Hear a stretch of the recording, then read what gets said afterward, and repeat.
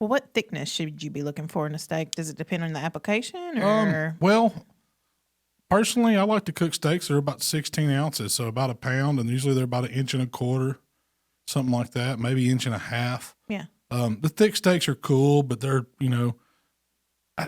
they're not something you want to cook all the time. I mean, if they're special and they look good and all that. And, But what's the me? I buy like a 16 ounce steak is the perfect size for me to eat. Okay, but what's the perfect like outside to inside ratio?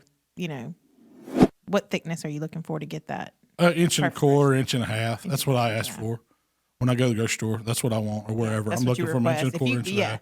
Sometimes you see these 10-ounce steaks and they're just too thin. Yeah. 12 ounces are borderline, but I like them. When we steak contests say they're 14 to 16. Sometimes they're on the thin side to me, depending on who cooks them. But I like a 16-ounce steak. So if you bought a ribeye and had your butcher slice it up, you would say, I would whole ribeye. I want to get them in 16. I want a 1 pound steak, 16 ounces, about an inch and a quarter, inch and a half, something like that. For a typical ribeye, you're usually getting about 11 to 12 steaks out of it. So when you season, let's talk about seasoning them. When you season steaks, what are you seasoning them? So it depends on what I'm doing. If I'm just cooking at home for you or for us to eat a steak dinner. We're just having a steak dinner, steak potato type dinner. I'm hitting it with AP and steak rub. That's it. That's all I put on it. I don't put any rub for color or none of that. Steak contest, I mean, I'll sweat some AP in it. It's a process. I'll tenderize the crap out of it with, my onion slicer pick. Yeah. or jacquard. And then I'll come back and I'll hit it with a little hot rub and let that sweat in. And I may grind up some steak rub or TX or something and pop it with that when it gets done. It's all, flavors, all this stuff we're trying to get on it, layers. But cooking at home, I don't do that. I'll throw some AP on it, throw some steak rub on it, let it sit out before I start the fire. I'll get my chimney good and hot. It takes about 17, 20 minutes, something like that, typically, for the grill. And I'll dump my coals in there and give it another 15 or 20 minutes to get the grill grates good and hot. Scrape them down, spray them with a little cooking spray. Let that, get good and seasoned on there. And then I'll cook my steak. So they've been sitting there sometimes 40 minutes. I'm not scared. In a contest, we would always go an hour before we were going to cook them. We would start the grill and we'd season. And then we'd start the grill, and then so the steaks would be sitting there for a full hour before we ever cooked them. That's if we went in and started cooking them at the beginning of the window. And what's the reasoning for letting the steak sit out? The seasonings and primarily the salt in it starts drawing moisture out of the steak, and that's the whole cooking process. You're taking moisture out of that steak to desired doneness. That's all it is. But the salt starts it, and as it's pulling the moisture out, it's pulling some of those other flavors in. So some of the salt's getting down into the meat. The other flavors are getting into it. So it's tenderizing it. It's dry brining it, if you think of it that way. And what about the temperature? You've always told me that you don't want to cook a cold steak. Yeah, I like cooking a steak that's room temp because it cooks even. You don't have these spots in it where if you pull it straight out of the refrigerator, it's cold.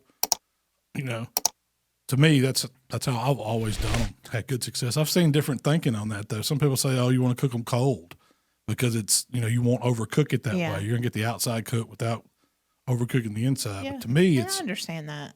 I can see that. That thought process. Yeah. But I like mine to be pretty even from tip to side to side.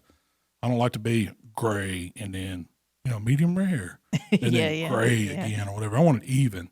So a lot of times that comes into how you're going to cook it. And that's where if it's a real thick steak, it probably needs a reverse sear or something.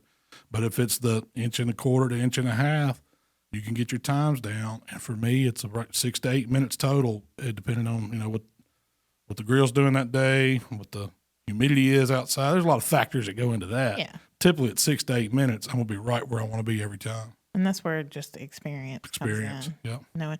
I don't know how many steaks I've cooked in my life. It's been a bunch. Speaking of seasoning the steaks, what about Worcestershire? Excuse me. You know what I'm saying. That's Worcestershire. I do that sometimes. I put Worcestershire on them, a little soy sauce sometimes, depending on what I'm feeling like. I grew up eating Worcestershire steak. There's been a lot of times, and I love them. I went through a phase where we marinated everything. you'd take Italian dressing and mix Worcestershire with it, mix soy with steak? it, maybe some steak sauce, and put some seasonings in it. And then we'd throw our steaks in a bag, put all that in there, and let them soak in the refrigerator for a couple hours. Yeah. But, I mean, marinade's good, okay on steak. I mean, sometimes I do it, sometimes I don't, depending on what it is, how I'm feeling. Sometimes I just, if I'm cooking at the house, because I've been practicing, I've been working on my steaks. Oh, you've been cooking the majority of them here lately. You got them down. But I'll put a little Worcestershire. You're not marinating it. I'm just rubbing a little Worcestershire. I've done that in comps too. It kind of, so you put a little Worcestershire on it, splash it, and then take your fingers in a glove and just kind of rub it around, stain the outside, and get some of those anchovies that, I guess you like fish flavor on your steak. I love that fish. Get that fishy vinegar going on the outside of the steaks. Real good, ain't it? and then put some soy on it, fermented soy. No, there's nothing wrong with it. I do it. I've done it before. It's not my absolute favorite. If I had to cook a steak, you're just that was going to be one way, dry season and go. But sometimes, there's times where you want something different. You want different flavors. I might do teriyaki steak.